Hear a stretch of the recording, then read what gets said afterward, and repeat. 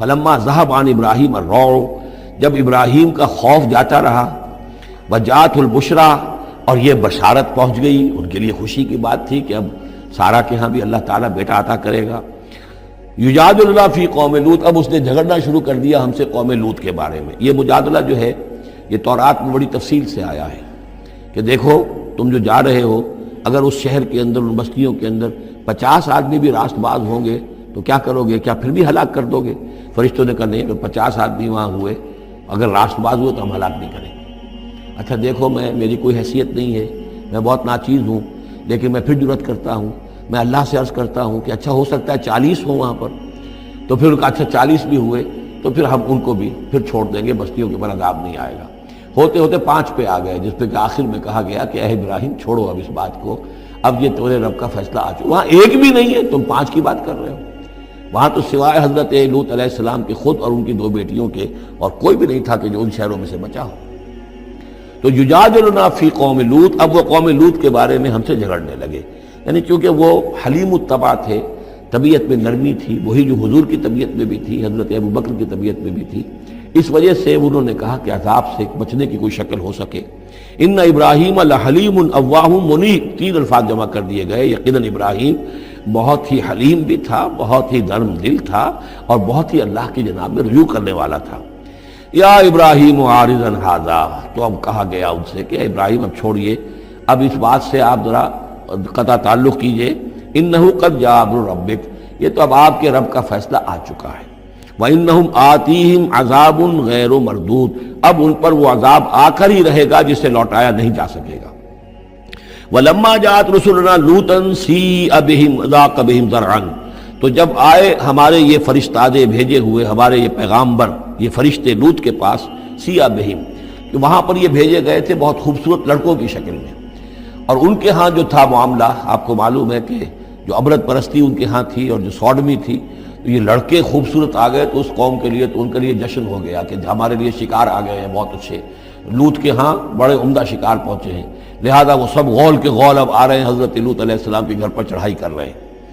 تو جب ہمارے یہ فرشتادہ، ہمارے یہ جو نوجوان لڑکوں کی شکل میں جن کو بھیجا گیا تھا فرشتوں کو، وہ جب پہنچے حضرت لوط کے پاس، سیء بہم، وہ ان کو دیکھ کر بہت غمگین ہوا کہ یہ بڑا میرے لیے، وضاق بہم ذرعا، ان کا دل بڑا تنگ ہوا، وقال ھذا یوم عصیب، اور انہوں نے کہا میرے لیے بڑا سختی کا دن آ گیا ہے، میرے پاس اتنی طاقت نہیں ہے کہ میں ان بدبختوں کا مقابلہ کر سکوں، اپنے ان مہمانوں کو ان کی دستبرد سے میں بچا سکوں۔ اور وہ لوگ جو ہیں جانتے تھے جس قسم کی خبیث ان کی تباہی ہو چکی تھی کہ وہ کسی اپیل اور کسی دلیل سے باز آنے والے نہیں ہیں، تو اس سے ان کے دل کے اندر جو ہے وہ ایک عجیب کیفیت پیدا ہوئی۔ سیء بہم وضاق بہم ذرعا وقال ھذا یوم عصیب وجاءہ قومہ یہرعون الیہ، اور اب آئی اس کی قوم اس کے پاس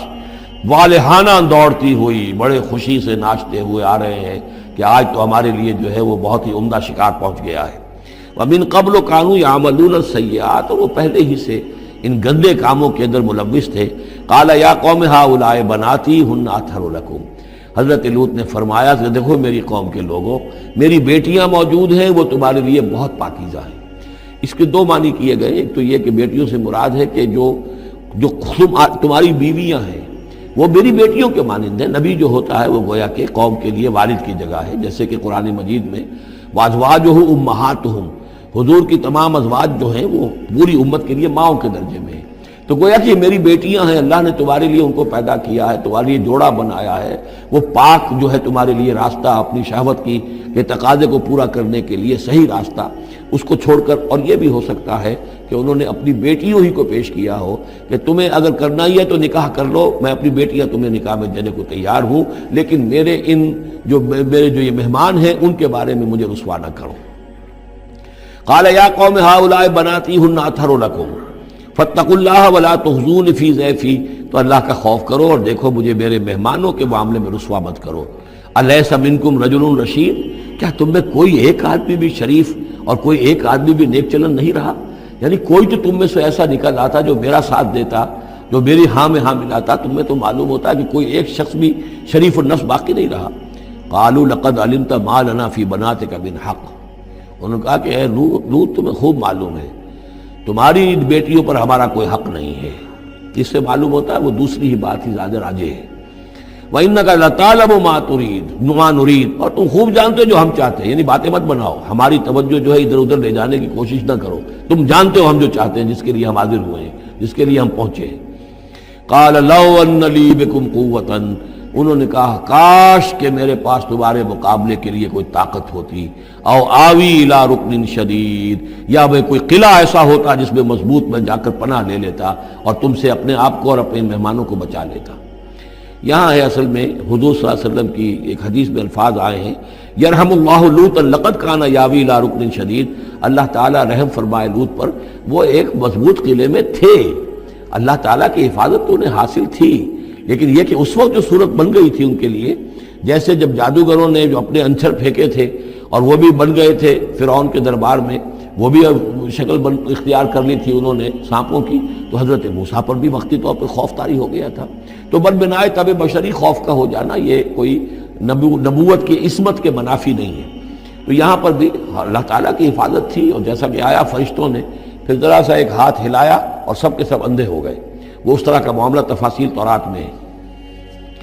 قال لو ان لی بکم، لیکن جو حسرت کی کیفیت تھی اور جس طرح ضیق میں ان کی جان اس وقت آئی تھی، اس کا تصور کیجئے، کاش کہ میرے پاس تمہارے مقابلے کے لیے طاقت ہوتی، او آوی الی رکن شدید، یا کوئی ایسا ہوتا مضبوط مستحکم قلعہ جس میں جا کر میں پناہ لے لیتا۔ قالوا یا لوط انا رسول ربک، ان فرشتوں نے کہا اے لوط گھبرائیں نہیں، ہم آپ کے رب کے پیغامبر ہیں، بھیجے ہوئے ہیں، لن یصلوا الیک، یہ آپ تک پہنچ ہی نہیں پائیں گے، آپ کو کوئی گردن نہیں پہنچا سکیں گے، آپ بالکل اطمینان رکھیں۔ فَأَسْرِ بِأَهْلِكَ بِقِطْعٍ مِّنَ اللَّيْلِ، اور بھی رات کا ایک حصہ جو باقی ہے اس میں آپ اپنے اہل کو لے کر، اپنے گھر والوں کو لے کر نکل جائیے اس بستی سے۔ وَلَا يَلْتَفِتْ مِنْكُمْ أَحَدٌ، اور کوئی بھی آپ میں سے پیچھے نہ دیکھے، پیچھے توجہ نہ کرے، پیچھے کی طرف کوئی خیال نہ آئے کہ ہمارے دوست تھے اور ہمارے یہ تھے اور ہمارے عزیز تھے، إِلَّا امْرَأَتَكَ، اور آپ کی بیوی بھی ساتھ نہیں جائے گی، وہ بھی یہیں رہے گی۔ یہ دو بیویاں ہیں جلیل القدر پیغمبروں کی، جن کا ذکر پھر آئے گا بڑی وضاحت کے ساتھ سورہ تحریم میں۔ ایک حضرت نوح علیہ السلام کی بیوی اور ایک حضرت لوط کی بیوی، کہ یہ اگرچہ کہ کانتا تحت عبدین من عبادنا صالحین فخانتاہما فلم یغنیا عنہما من اللہ شیئا، اگرچہ وہ ہمارے دو بہت ہی نیک اور بہت ہی برگزیدہ بندوں کے تحت تھیں، ان کے گھروں میں آباد تھیں، لیکن یہ کہ انہوں نے خیانت کی، اور اس کے نتیجے میں یہ ہے کہ پھر وہ اللہ تعالیٰ کے عذاب سے ان کے شوہر انہیں بچا نہیں سکے، نہ حضرت نوح بچا سکے اپنی اس بیوی کو اور نہ حضرت لوط بچا سکے اپنی اس بیوی کو۔ الا امرأتک، سوائے آپ کی بیوی کے، انہ مصیبها ما اصابہم، اس کے اوپر تو وہی مصیبت آ کر رہنی ہے جو ان سب پر آنی ہے۔ ان موعدہم الصبح، اور دیکھیے ان کے وعدے کا وقت صبح کا ہے، صبح کو وہ عذاب آ جائے گا۔ الیس صبح بقریب، کیا صبح قریب نہیں ہے؟ یعنی اب جلدی کیجئے، اب آپ فوری طور پر یہاں سے اپنی بچیوں کو لے کر نکل جائیے۔ فلما جاء امرنا جعلنا عالیہا سافلہا، جب ہمارا حکم آ پہنچا ہم نے اس کے اونچے کو نیچا کر دیا، یعنی کسی بستی کو تلپٹ کیا جائے تو چھت نیچے ہو جائے گی اور جو بنیادیں اوپر آ جائیں گی، عالیہا سافلہا، الٹ کر رکھ دیا بستیوں کو۔ وامطرنا علیہا حجارۃ من سجیل، اور مزید ان کے اوپر ہم نے بارش برسائی کنکروں کی، پتھروں کی، یعنی یہ کہ ایک طرف تو یہ کہ کچھ زلزلہ آیا یا کچھ اور زمین میں دھماکہ ہوا، ایکسپلوژن ہوا جس سے وہ بستیاں الٹ گئیں، اور اس کے بعد یہ ہے کہ آسمان سے پھر بارش ہوئی ہے ان پر سجیل۔ یہ سجیل اصل میں فارسی کا لفظ ہے سنگ گل، سنگ گل یعنی یہ کہ مٹی جو ہے اگر کسی صحرا کے اندر تھوڑی سی پھوار پڑے اور زیادہ تیز بارش نہ ہو تو وہ ہر قطرے کے ساتھ تھوڑی سی مٹی مل کر وہ ایک چھوٹا سا دانہ بنتا ہے، اور وہ پھر دھوپ جب پڑتی ہے تو وہ پھر پک جاتا ہے، جیسے کہ کہیں آپ اینٹیں پکاتے ہیں اپنے بھٹیوں کے اندر، یہ پھر کہلاتی ہیں سنگ گل، یعنی یہ پتھر تو ہے لیکن یہ پتھر نہیں ہے، یہ مٹی کے بنے ہوئے پتھر ہیں، کنکر ہیں۔ ان کنکروں کی بارش ہوئی جس کے اندر کہ اس کو بالکل دفن کر دیا گیا ان دونوں شہروں کو۔ منضود، تہ بر تہ، وہ جو بارش ہو رہی تھی کنکروں کی تہ بر تہ، مسومۃ عند ربک، اور وہ نشان زد تھے تیرے رب کی طرف سے، یعنی ہر ایک کے لیے معلوم تھا کہ کس کو کون سا پتھر لگنا ہے اور کون سا جو شخص ہے اس کی ہلاکت کس کے ذریعے سے ہونی ہے۔ وما ہی من الظالمین ببعید، اور یہ ان ظالموں سے کوئی زیادہ دور نہیں ہے، یعنی جو مشرکین مکہ ہیں، جو قریش ہیں اور عرب کے جو مشرک ہیں، ان سے یہ بستیاں کوئی دور تو نہیں ہیں، اس لیے کہ یہ جب جاتے تھے فلسطین کی طرف اپنے قافلے لے کر تو یہاں سے گزرتے تھے۔ قوم سمود کا مسکن بھی ان کے راستے میں آتے تھے، قوم مدین کا علاقہ بھی ان کے راستے میں آتا تھا، پھر یہ عمورہ اور صدوم کی بستیوں کے جو ہے یہ بھی کچھ ان کے جو آثار باقی رہ گئے تھے وہ بھی آتے تھے۔ وَلُوطًا، اور ہم نے بھیجا تھا لوط کو، اذ قال لقومہ، جبکہ انہوں نے کہا تھا اپنی قوم سے، اتاتون الفاحشۃ وانتم تبصرون، کیا تم دیکھتے ہوئے فحش کا حرکت کا ارتکاب کرتے ہو؟ یعنی یہ بھی معلوم ہوتا ہے کہ ان کے ہاں یہ مسئلہ اس درجے گندگی کو پہنچ گیا تھا کہ علی الاعلان مجلس کے اندر یہ حرکتیں کرتے تھے۔ اَإِنَّكُمْ لَتَأْتُونَ الرِّجَالَ شَهْوَةً فِي دُونِ النِّسَاءِ، کیا تم مردوں کی طرف کا رخ کرتے ہو شہوت کے ساتھ عورتوں کو چھوڑ کر؟ بل انتم قوم تجہلون، لیکن تم تو واقعتاً یہ کہ بہت ہی جہالت میں مبتلا ہو چکے ہو۔ فما کان جواب قومہ، تو نہیں تھا اس کی قوم کا جواب، الا ان قالوا، مگر یہ کہ انہوں نے کہا، اخرجوا آل لوط من قریتکم، نکال باہر کرو لوط والوں کو، لوط کے گھر والوں کو اپنے شہر سے، انہم اناس یتطہرون، یہ تو بڑے پاک باز لوگ ہیں، بڑے طہارت اور بڑی پاکیزگی رکھنے والے لوگ ہیں۔ فانجیناہ واہلہ، تو ہم نے نجات دی اس کو اور اس کے گھر والوں کو، الا امرأتہ، سوائے اس کی بیوی کے، قدرناہا من الغابرین، یہ ہم نے مقرر کر دیا تھا کہ وہ پیچھے رہنے والوں میں ہوگی۔